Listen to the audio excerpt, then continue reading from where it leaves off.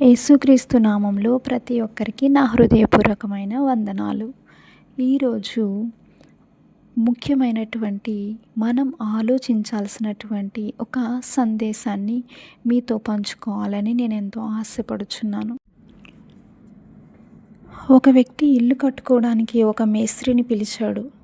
ఆ మేస్త్రి ఎంతో కష్టపడి చాలా అందమైన ఇల్లు కట్టి ఆ యజమానికి ఇంటి తాళాలు ఇచ్చాడు. ఇల్లు మొత్తం చూసి ఇల్లు చాలా బాగా నచ్చింది అనుకుని యజమాని ఆ సంతోషంలో పెద్ద పార్టీ ఇచ్చాడు. కానీ ఆ ఇల్లు కట్టిన మేస్త్రిని మాత్రం కనీసం గేటు లోపలికి కూడా రానివ్వలేదు. నువ్వు బయటే ఉండు, నాకు లోపల చాలా పనులున్నాయి అన్నాడు. ఎంత కృతజ్ఞత లేని తనం కదా. ఈరోజు దేవుడు మనకు జీవితాన్ని, ఉద్యోగాన్ని, ఆరోగ్యాన్ని, కుటుంబాన్ని ఇచ్చి దీవిస్తే ఆయన ఇచ్చిన జీవితంలో ఆయన్నే లోపలికి రానివ్వకుండా నేను బిజీ, నాకు టైం లేదు అనడం ఆ మేస్త్రిని బయట నిలబెట్టినట్టే అవుతుంది కదా. మన జీవితంలో దేవుణ్ణి కేవలం ఒక అంబులెన్స్ లాగానో లేదా ఒక లైఫ్ జాకెట్ లాగానో వాడుకోకూడదు. యాక్సిడెంట్ అయినప్పుడు మాత్రమే అంబులెన్స్ గుర్తొస్తుంది. ప్రమాదం అయిపోగానే దాన్ని మర్చిపోతాం.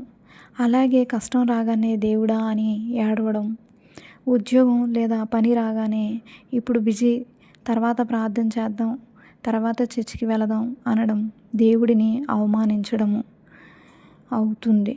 దేవుడు మనకు శ్వాస లాంటివాడు. కష్టంలోనూ సుఖంలోనూ ఆయనే కావాలి. యేసు ప్రభు దగ్గరికి 10 మంది కుష్ఠరోగులు వచ్చినట్లు మనం లూకా సువార్త 17వ అధ్యాయంలో చూస్తాం. ఆ 10 మంది కుష్ఠరోగులు వచ్చి మమ్మల్ని కరుణించు అని ఏడుస్తూ వేడుకొన్నారు. అప్పుడు దేవుడు వారిని కరుణించి 10 మంది కుష్ఠరోగుల్ని స్వస్థత పొందేలా చేస్తారు. కానీ ఆ 10 మంది కుష్ఠరోగుల్లో కేవలం ఒక్కడు మాత్రమే వెనక్కి తిరిగి వచ్చి యేసు పాదాల మీద పడి కృతజ్ఞతాస్తుతులు చెల్లిస్తాడు. మిగిలిన 9 మంది లోకంలో కలిసిపోతారు. మనం ఎప్పుడు కూడా మూలాలని మర్చిపోవద్దు. ఈరోజు నువ్వు ఏ ఉద్యోగం, ఏ పని చూసి, ఏ జీతం చూసి టైం లేదు అంటున్నావో ఆ ఉద్యోగాన్ని ఇచ్చింది దేవుడు. మనకు అర్హత లేకపోయినా ఆయన కరుణించి ఆ ఉద్యోగం ఇస్తే ఇప్పుడు ఆ దీవెననే సాకుగా చూపిస్తూ దేవునికి టైం లేదనడం పెద్ద పొరపాటు. మూలాలను మర్చిపోతే దేవుడు ఇచ్చిన దీవెనలను నిలుపుకోవడం కష్టం. దేవుడు మనకు అవసరానికి వాడుకునే వస్తువు కాదు, మన జీవితాన్ని నడిపించే యజమాని. కష్టంలో ప్రార్థన చేయడం మన బాధ్యత అయితే సుఖంలో కృతజ్ఞత చూపించడం మన సంస్కారం.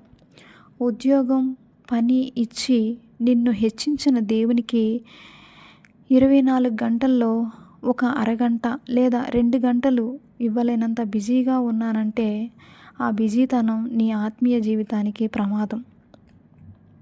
బైబిల్లో లూకా సువార్త 14వ అధ్యాయం 16 నుంచి 24 వచనం ప్రకారం చూస్తే బైబిల్లో ఒక యజమాని గొప్ప విందు సిద్ధం చేసి చాలామందిని పిలిచాడు. కానీ పిలువబడిన వారు సాకులు చెప్పడం మొదలుపెట్టారు. ఒకడు, నేను పొలం కొన్నాను, అది చూడాలి, రాలేను అన్నాడు. ఇంకొకడు, నేను ఎడ్లను కొన్నాను, వాటిని పరీక్షించాలి, రాలేను అన్నాడు. వీరంతా పని బిజీని సాకుగా చూపించారు. చివరికి యజమానికి కోపం వచ్చి, మొదట పిలువబడిన వారిలో ఒక్కడును నా విందు రుచి చూడడు అన్నాడు. ఈరోజు చర్చి అనేది దేవుడు మన కోసం సిద్ధం చేసిన ఆత్మీయ విందు. లోకపు పనుల బిజీలో పడి దేవుని విందును తృణీకరిస్తే రేపు ఆయన ఇచ్చే పరలోకపు దీవెనను కోల్పోయే ప్రమాదం ఉంది.